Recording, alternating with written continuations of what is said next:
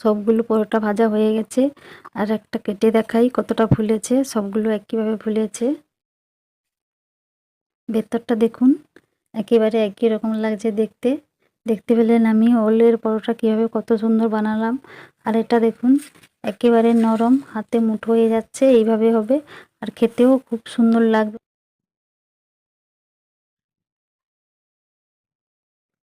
নমস্কার বন্ধুরা, মামনি রান্নাঘরে সবাইকে স্বাগত। আজকে আমি বানাবো ওলের পরোটা। ওলের পরোটা বানাবো। তো ওলের পরোটা আপনারা আগে কখনো খাননি, দেখবেন খুব ভালো লাগবে। আলুর মতোই লাগবে আর খুবই সুস্বাদু হবে পরোটাটা, আর প্রচণ্ড নরম হবে। তো এবার আমি ওল পরোটা বানানোর জন্য কী কী নিয়েছি, ওলগুলোকে আমি সিদ্ধ করে ম্যাশ করে নিয়েছি খুব ভালো করে। ওদিকে নিয়েছি আটা, এক বাটি আটা নিয়ে নিয়েছি। এদিকে নিয়েছি জিরে গুঁড়ো, ধনে গুঁড়ো, হলুদ, লঙ্কার গুঁড়ো, কাঁচা লঙ্কা, আদা কুচি, পেঁয়াজ কুচি, একটু নুন, আর নিয়েছি সাদা তেল। এই কটা উপকরণ দিয়ে আজকে আমি ওলের পরোটাটা বানাবো। তার আগে আমি উনুনটা ধরিয়ে পরোটার পুর তৈরি করে নেব। আমি উনুন ধরিয়ে কড়াইতে সাদা তেল দিয়ে দিয়েছি। এবার দিয়ে দেব কাঁচা লঙ্কা আর আদা কুচি। এগুলোকে একটু ভাজা হয়ে গেলে এবার দিয়ে দেব আমি পেঁয়াজ কুচি। পেঁয়াজটাকেও হালকা ভেজে নেব। পেঁয়াজটাকেও আমি হালকা ভেজে নিয়েছি। এবার দিয়ে দেবো জিরে আর ধনে গুঁড়ো, আর দেবো হলুদ, লঙ্কার গুঁড়ো, আর স্বাদ মতো নুন। আরেকবার কষিয়ে নেব। মশলাগুলো কষানো হয়ে গেলে এবার দিয়ে দেবো ম্যাশ করা ওল দিয়ে দিয়েছি। এবার ভালো করে এগুলোকে নেড়ে চেড়ে শক্ত শক্ত করে নেব। হালকা হালকা আঁচ দিতে হবে, খুব বেশি আঁচ দিলে পরে পুড়ে যাবে এটা। এই দেখুন আমি নেড়ে চেড়ে শক্ত শক্ত করে নিয়েছি। কীভাবে শক্ত হয়েছে দেখুন, এইভাবে শক্ত হয়ে যাবে। এবার এটা হয়ে গেছে, নামিয়ে আমি ঠান্ডা করে নেব এটাকে। আর আটাটাকে মেখে নেব। আটা ঢেলে দেবো একটা কাঁচিতে, আর দিয়ে দেব নুন স্বাদ মতো। দিয়ে নুনটাকে ভালো করে আগে মিশিয়ে নেব। মিশানো হয়ে গেছে। এবার অল্প অল্প জল দিয়ে আমি একটা শক্ত ডো তৈরি করে নেব।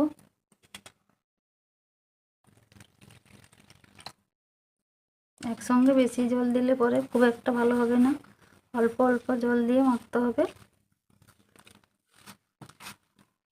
শক্ত একটা ডো করে নিয়েছি।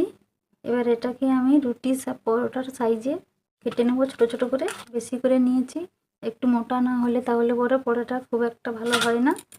এইভাবে করে আমি কটা কেটে নেব ডো। সবগুলো ডো আমার কাটা হয়ে গেছে। এবার আমি গোল গোল করে নেব। গোল করে আমি গিনি সাইজ নেব, ছোট্ট একটা গিনি করে নিয়েছি। এবার এর মধ্যে আমি পুর ভরে দেবো। পুরটাও ঠান্ডা হয়ে গেছে, ভরে নিয়েছি। এবার মুখটাকে ভালো করে আমি বন্ধ করে দেবো।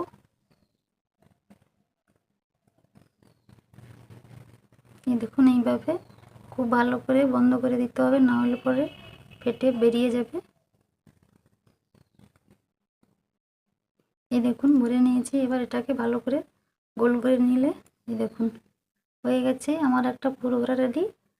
আর একটা আমি ভরে দেখাবো। করে নিয়েছি, ছোট্ট গিনি করে নেব। নিচের দিকটা একটু মোটা রাখতে হবে, উপরের দিকটা একটু পাতলা করতে হবে। যখন বেলবেন তখন ঠিক হয়ে যাবে, না হলে পরে কম বেশি হয়ে যাবে। দিয়ে দিয়েছি, এবার মুড়ে নেব।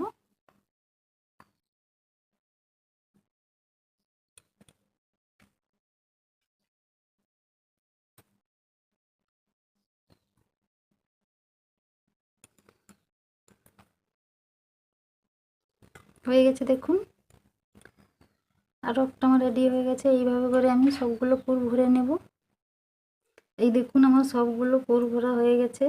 এটাই মুড়ে নিয়ে হয়ে যাবে। এইভাবে করে ঘুরিয়ে নিয়ে এবারে চাপ দিলে হয়ে গেছে দেখুন এটা। এবার আমি এগুলোকে বেলে নেব। আমার সবগুলো দেখুন হয়ে গেছে। এবার এগুলোকে বেলে নেব। আটা দিয়ে দেব,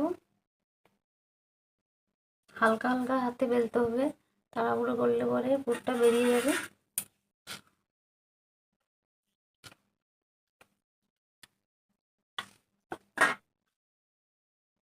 এই দেখুন আমার বেলা হয়ে গেছে, একটা পরোটা আমার রেডি হয়ে গেছে। আর দেখুন কতটা মোটা রেখেছি। এটা এইভাবে করে মোটা রাখতে হবে, না হলে পরে খুব একটা ভালো হবে না। তো দেখুন আমার একটা পরোটা রেডি হয়ে গেছে। এইভাবে করে আমি বাকিগুলো বেলে নেব। এই দেখুন আমার এটাও বেলা হয়ে গেছে। এভাবে করে আটাগুলোকে ছেড়ে নিতে হবে, তাহলে ভালো হবে। তো দেখুন আমার সবগুলো হয়ে গেছে। এবার আমি উনুনটা ধরিয়ে নেব। আমি দেখুন উনুনে চাটু বসিয়ে দিয়েছি, চাটু গরম হয়ে গেছে। এবার একটা পরোটা আমি দিয়ে দেব। সঙ্গে সঙ্গে আমি তেল দেব না, প্রথমে আমি দুবার সেঁকে নেব, তারপরে তেল দেব।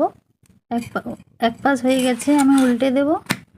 এই দেখুন উল্টে দিয়েছি। আমি এবার তেল দিয়ে দেব। হতে শুরু করেছে দেখুন কিভাবে। দেখুন আমি কিভাবে উল্টে পাল্টে ভেজে নিয়েছি। এইভাবে করে ভাজতে হবে। আমার একটা পরোটা ভাজা হয়ে গেছে, এটাকে আমি নামিয়ে নেব। আর একটা পরোটা দেওয়ার আগে আমি একটা সাদা কাপড় নিয়েছি, এটাকে আমি পুছে দেব। আটার যে শুকনো আটাটা যে দিয়ে বেলেছি, এটা যদি আপনারা পরিষ্কার করে দেন তাহলে পরোটাটা দেখতে ভালো লাগবে, না হলে পরোটা কালো কালো হয়ে যাবে। আবারও একটা আমি দিয়ে দিয়েছি। এটাকেও এভাবে দুবার সেঁকে নিয়ে তারপরে আমি তেল দেব। এটাকেও দেখুন আমি দুবার সেঁকে নিয়েছি, তারপরে তেল দিচ্ছি। ফুলছে দেখুন কেমন। সবগুলো আমি যেইভাবে করে বানাচ্ছি, আপনারা যদি এইভাবে করে বানান দেখবেন সবগুলো পরোটা একইভাবে ফুলবে। দেখুন কিভাবে ফুলেছে। এইভাবে করে আমি সবগুলো পরোটা ভেজে নেব। আর এই পরোটাও নামিয়ে নিয়ে আমি চাটুটা সাদা কাপড় দিয়ে পুছে দেব, তারপরে আবার একটা দেব। দেখুন আরও একটা পরোটা আমি নামিয়ে নিয়েছি, আবারও পুছে দেব। আর আমি এটা কাপড় দিয়ে পুছি, আপনারা যদি কাপড় না থাকে টিস্যু পেপার দিয়ে পুছে নিতে পারেন। দেখুন একেবারে পরিষ্কার হয়ে গেছে। কতগুলো দেখুন নোংরা বেরিয়ে গেছে, শুকনো আটা পুড়ে গেছে। আরও একটা দিয়ে দেব। এই দেখুন আমার সবগুলো পরোটা ভাজা হয়ে গেছে। আর একটা কেটে দেখাই কতটা ফুলেছে। সবগুলো একইভাবে ফুলেছে। ভেতরটা দেখুন একেবারে একই রকম লাগছে দেখতে। দেখতে পেলেন আমি ওলের পরোটা কীভাবে কত সুন্দর বানালাম। আর এটা দেখুন একেবারে নরম, হাতে মুঠো হয়ে যাচ্ছে। এইভাবে হবে আর খেতেও খুব সুন্দর লাগবে। তো বন্ধুরা দেখতে পেলেন আমি কিভাবে করে ওলের পরোটা বানালাম। তো আপনারা এইভাবে করে বানাবেন ওলের পরোটা, দেখবেন খুবই ভালো লাগবে খেতে। তো বন্ধুরা আমার এই ওলের পরোটার রেসিপিটা যদি ভালো লাগে তো লাইক কমেন্ট শেয়ার করে দেবেন। আর ইউটিউব থেকে দেখলে আমার চ্যানেলটাকে সাবস্ক্রাইব করে দেবেন। আর ফেসবুক থেকে দেখলে আমার ফেসবুক পেজটাকে ফলো করে দেবেন। তো বন্ধুরা আজকে এই পর্যন্তই, দেখা হচ্ছে পরের ভিডিওতে।